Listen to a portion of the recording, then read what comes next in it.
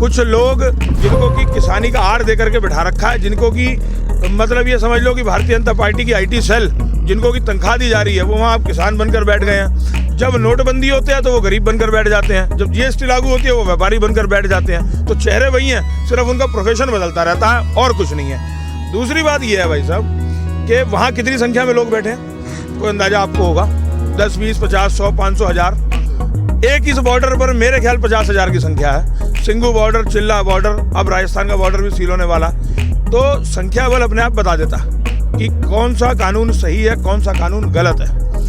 ऐसा कुछ नहीं है, ये तो प्रोपेगेंडा फैलाया जा रहा है। कभी कह देते हैं पंजाब का आंदोलन है, मैं उत्तराखंड से हूँ, मुझे पंजाब से क्या भाई, मैं उत्तराखंड से हूँ। लेकिन ज़मीन तो ज़मीन है ना भाई साहब, ज़मीन तो खेती है ना। वो खेती पंजाब का किसान भी करता है, मध्य प्रदेश का किसान भी करता है, महाराष्ट्र का भी करता है और तमिलनाडु का भी करता है। तो मूल पर नहीं आते हैं, विषय को भटकाते हैं। तो वो भटकाने वाला काम बंद करें। हमारा हाथ जोड़कर निवेदन है, प्रधानमंत्री हम ही लोगों ने बनाया था, गलती हो गई हमसे, चलो अब क्षमा करो, माफी दो, हमारा कानून वापस लो, हमें कुछ नहीं चाहिए, हम घर जा रहे हैं, हम खाली थोड़ी हैं। हमने 25 तारीख को कूच करना था। बाबा अनूप सिंह जी ने हमें ये सेवा दी थी कि गदरपुर के जत्थे को आप लोगों ने लीड करके लेके आना है। रात को 1:30 बजे 2 पुलिस की गाड़ियां मेरे घर के बाहर थी। क्यों? मैं आतंकवादी हूँ? मैं क्या हूँ? मैं व्यापार भी करता हूँ, मैं किसान भी हूँ, मेरी ज़मीन भी है, मैं व्यापार भी करता हूँ। तो मैं अगर किसानों को लीड करके यहाँ लाना चाह रहा हूँ तो उसमें कौन सा गुनाह है कि आज से पहले कभी आंदोलन नहीं हुए?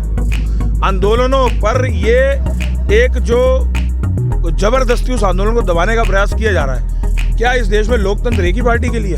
लोकतांत्रिक रूप से दूसरा कोई व्यक्ति नहीं बैठ सकता या दूसरा कोई अपनी मांग नहीं रख सकता। तो ये चीज खत्म होनी चाहिए। आप एक बात बताइए, डेमोक्रेसी है ही नहीं, बंदा अपनी मर्जी से कहीं नहीं जा सकता है। बताओ, दिल्ली से मोदी जी चलते हैं कि मैं किसानों से वार्ता करूंगा और पहुंच जाते हैं कच्छ, गुजरात। यहाँ किसान नहीं थे। इस 50,000 की भीड़ में मोदी जी के हिसाब से 10 किसान तो निकल ही आते।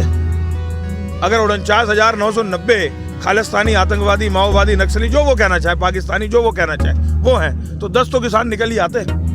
तो किसानों से बात करने के लिए जाएंगे कच्छ, और जो मेहमान उनके दरवाजे पर आए बैठे हैं, उन मेहमानों से बात नहीं करेंगे।